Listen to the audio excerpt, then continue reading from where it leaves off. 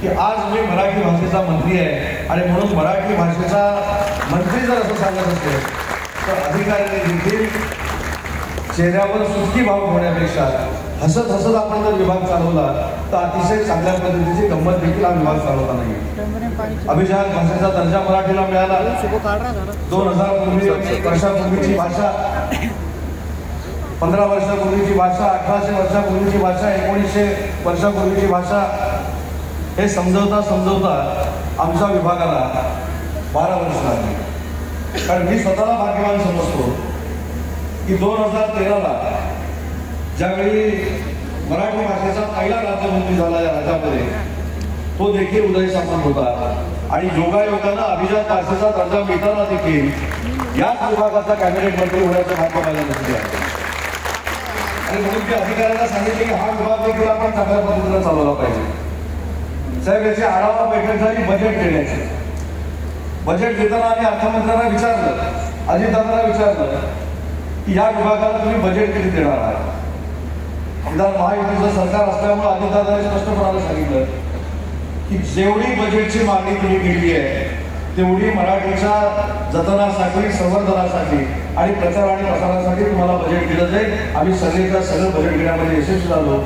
हा सांगण्याचा हेतू एवढाच आहे की मराठी भाषेचं संमेलन झालं म्हणजे माझ्या विभागाची जबाबदारी संपली नाही. रितेशजीला पुरस्कार दिला म्हणजे माझ्या विभागाची जबाबदारी संपली नाही. आज परदेशामध्ये राहणारे माझे जे मराठी बांधव आहेत त्या राजसाहेबांना ऐकायला आले, साहेब त्यांचं देखील मनापासून कौतुक केलं पाहिजे.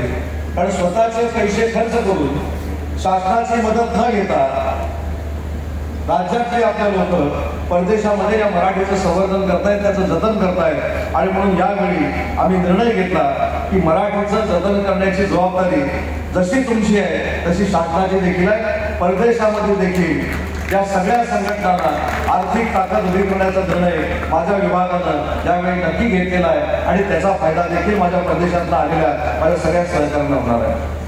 मी सुरुवातीला उद्घाटनाच्या व्यासपीठावर देखील सांगितलं की संमेलनं असले की थोडाफार वादविवाद होतो. काही लोकांनी सांगितले की अमेरिकेवरनं आमचे मराठी लोक येत आहेत, मराठी भाषा जपणारे लोक येत आहेत, त्यांना तुम्ही मानधन देऊ नका, त्यांचा खर्च करू नका. पण व्यासपीठावरच्या सगळ्या मंडळींना मला अजून एक महत्वाची मराठी माणसाचं मराठीपण सांगायचं आहे की ज्यावेळी अशी शंका निर्माण झाली त्यावेळी आलेल्या परदेशातल्या 70% लोकांनी आमचे पैसे तुमच्याकडेच ठेवा आणि मराठीच्या संवर्धनासाठी वापरा असे सांगणारे देखील परदेशातले लोक आज आपल्या समोर बसलेले आहेत. त्यांचं देखील मनापासून मी कौतुक करतो. पुण्याचं हे विश्व मराठी संमेलन मराठी भाषेला, अभिजात भाषेला दर्जा मिळाल्यानंतर पहिल्यांदा होते. पहिल्यांदा हे मुंबईमध्ये झालं, नंतर वाशीमध्ये झालं आणि माझ्या विभागाने देखील निर्णय घेतला की मराठी विश्व मराठी संमेलन जे आहे मुंबईपुरतं सीमित न ठेवता हे संमेलन प्रत्येक शहरामध्ये झालं पाहिजे. आणि म्हणून पुण्यामध्ये हे संमेलन तिसरं होताना 4थं जे संमेलन आहे ते देखील राजसाहेबांच्या आवडत्या शहरातच करण्याचा आम्ही निर्णय घेतलाय. ते म्हणजे नाशिक शहर. पुढच्या वर्षीचं विश्व मराठी संमेलन हे कुसुमाग्रजांच्या नगरीमध्ये आम्ही नाशिकला करणार आहोत. युवा साहित्य संमेलन आपल्याला आवश्यक होतं पुण्याचं. बाल साहित्य संमेलन तुम्हाला आवश्यक होतं. महिला साहित्य संमेलन तुम्हाला आवश्यक होतं.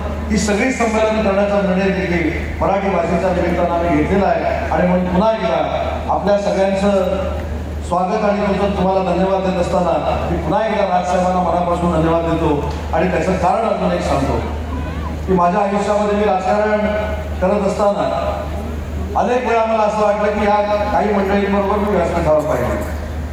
राजसाहेबांबरोबर व्यासपीठावर येण्याचा योग कधीच मला आला नाही. राजकीय तर आलाच नाही, पण राजसाहेबांना भेटण्याचा योग आला.